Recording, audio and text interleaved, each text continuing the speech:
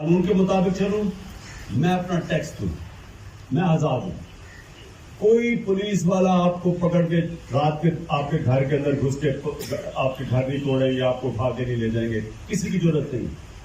کیونکہ وہاں کا جو انصاف کا نظام ہے وہ میری حفاظت کرتا ہے، کیونکہ میں پھر ایک شہری بن جاتا ہوں. میں شہری اپنی ڈیوٹی پوری کرتا ہوں، قانون پہ چلتا ہوں، ٹیکس دیتا ہوں، ریاست مجھے آزاد کر دیتی ہے. یہی مدینہ کی ریاست میں نبی صلی اللہ علیہ وسلم نے کیا. انہوں نے انسانوں کو آزاد کر دیا، کیونکہ وہی عرب تھے، حیثیت ہی ان کی کوئی نہیں تھی. دو سپر پاورز ایک دونوں طرف تھی، پرشین ایمپائر اور رومن ایمپائر. یہ تو تاریخ کا حصہ ہے نا. تو دو سپر پاورز میں جو لوگ جن کی حیثیت ہی چھوٹے قبیلوں میں بٹے ہوئے تھے، وہ دنیا کی تاریخ کا سب سے بڑا معجزہ کیا ہے؟ تو کوئی دنیا کی تاریخ میں اس کی مثال نہیں.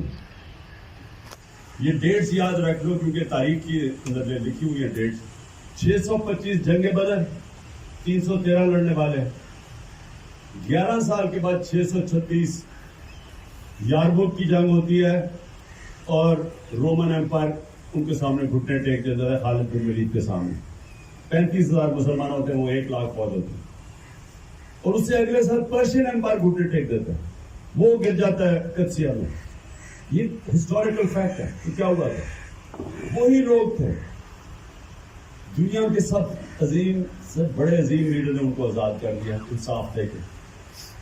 اور اندرونی آزادی آ گئی لا الہ الا اللہ سے، کہ کوئی نہیں ہے خدا سوا اللہ کا.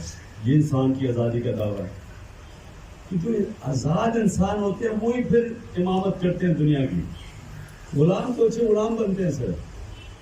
اور آزادی کے اوپر اللہ نے کتنا زور ڈالا ہوا ہے کہ جو انسان اپنی آزادی کی جد و جہد میں اپنی جان کھوتا اس کا شہید کا رتبہ دے دیا. اس کو سب سے بڑا رتبہ ہے پیغمبروں کے بعد شہید کا. تو آزادی کے اوپر اللہ نے کتنا زور دیا ہے. کیوں اللہ چاہتا ہے کہ آپ آزاد ہوں؟ کیونکہ آپ اشرف المخلوقات بانی تب سکتے ہیں جب آپ آزاد ہوں. انسان کو انسان کی غلامی سے ختم کر دیا. تو کیا ہو رہا ہے آج؟ انسان ہمیں انسان کی غلامی کروا رہا ہے. کہ تم اگر تم یہ کھڑے ہو کے یہ نہیں کہو گے کہ جی مجھے اپنی فوج سے بڑا پیار ہے اور میں 9 مئی کو بڑی مذمت کرتا ہوں اور میں اس لیے تحریک انصاف چھوڑ رہا ہوں، تو آپ آزاد نہیں ہو سکتے. آپ کے اوپر پھینٹنا پڑے گا، کیسز ہو جائیں گے، آپ کے اوپر سب کچھ ہو جائے گا، آپ کے اوپر دہشت گردی کے کیس ہو جائے گا.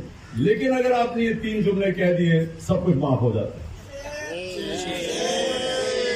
اس کو کہتے ہیں انسانوں کی غلامی.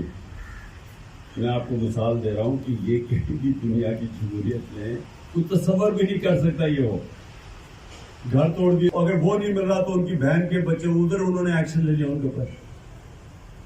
تو یہ جو یعنی یہ ہو رہا ہے، یہ صرف غلام معاشروں میں ہوتا ہے.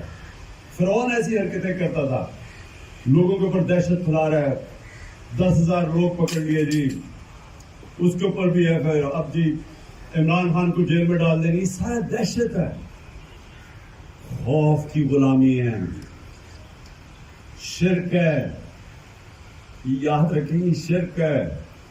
آپ یہ نہیں صرف مورتیوں کو پوجا سے اللہ نے منع نہیں کیا. کوئی چیز جو رائے حق کے سامنے آتی ہے، جو آپ کو رائے حق سے ہٹاتی ہے، خوف، لالچ، پیسہ. یعنی اپنی میں کی بھی بہت پوجا کرتے ہیں لوگ. جو بھی وہ کرتا ہے میری نظر میں وہ شرک ہے. اور وہ انسان کو جو چیز انسان کو انسان کی غلامی کرواتی ہے وہ میری نظر میں شرک ہے. اس لیے آزادی اتنا زیادہ زور ہے. اس لیے ہمارے جو آپ علامہ اقبال کی یعنی اگر آپ نے سمجھنا ہے نا کہ آزادی کا کیا یعنی صحیح معنی میں جس نے غلام مسلمانوں کو آزاد کرنے کی کوشش کی اپنی شاعری سے، تو علامہ اقبال پر یہ اس کے پورا فلسفہ اس میں کہ اے طائر لاہوتی، اس رزق سے موت اچھی ہے جس رزق سے آتی ہے پرواز میں کوتاہی. اب اس کا کیا مطلب ہے؟ کہ جو چیز آپ کو روکتی ہے اوپر پرواز کرنے میں،